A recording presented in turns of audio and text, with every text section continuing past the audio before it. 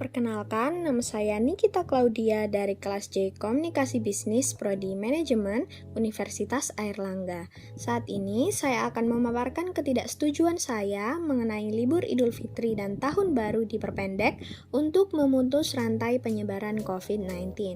Tahun 2020 terasa senyap, tiada libur lebaran juga tiada libur akhir tahun. Pemerintah melarang mudik karena dikhawatirkan membawa virus.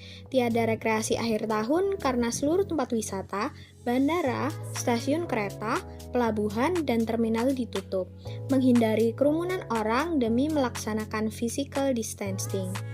Saat ini, pemerintah telah menetapkan perubahan jadwal libur nasional dan cuti bersama tahun 2021. Pemerintah memangkas liburan 7 hari menjadi 2 hari. Aturan ini atas keputusan bersama Menteri Agama, Menteri Ketenagakerjaan, Menteri Pendayagunaan Aparatur Negara dan Reformasi Birokrasi. Alasan utama pemerintah memotong cuti bersama disebabkan oleh mobilitas masyarakat yang meningkat selama masa liburan. Padahal sekarang sudah diadakan vaksinasi tahap 2. Selain itu, peraturan tiap kota tentang swab juga semakin diperketat. Sehingga saya tidak setuju dengan kebijakan pemerintah tersebut. Keputusan pemerintah mengenai cuti bersama juga menjadi bahan perbincangan di media sosial. Kebanyakan masyarakat mengeluhkan kebijakan pemerintah tersebut karena tahun lalu masyarakat terhalang untuk mudik.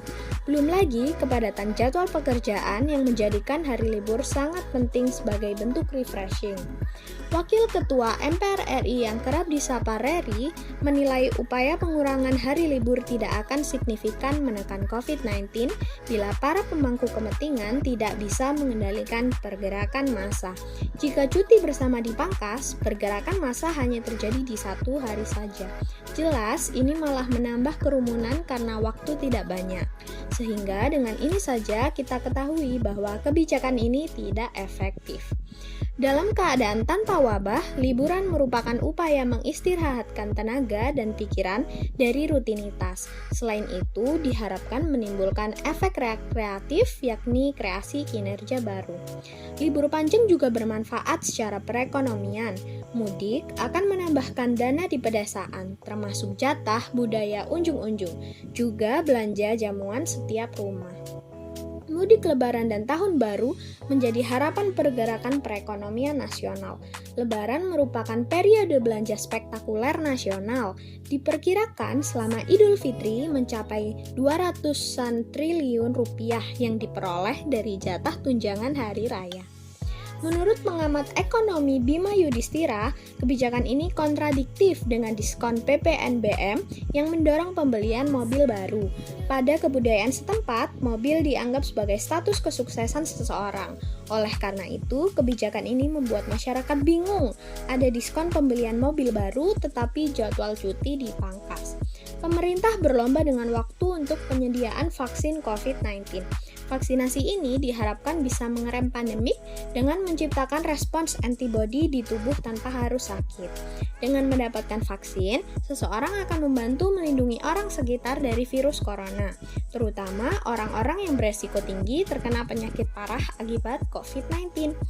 Setelah melihat ketidakefektifan kebijakan serta banyaknya manfaat cuti bersama, terlihat bahwa cuti sebenarnya penting untuk Indonesia. Cuti bersama dapat menjadi bentuk refreshing, pertemuan keluarga setelah 1 tahun, pergerakan ekonomi nasional, dan respon antibodi setelah vaksinasi. Secepat mungkin, kita harus mengembalikan keadaan seperti dahulu agar masyarakat bisa mencari nafkah dan berkegiatan tanpa ada teror wabah, termasuk rekreasi tanpa was-was dan curiga sesama manusia, terutama keluarga dan kerabat membawa virus. Cukup sekian yang dapat saya paparkan, mohon maaf apabila ada salah kata. Terima kasih.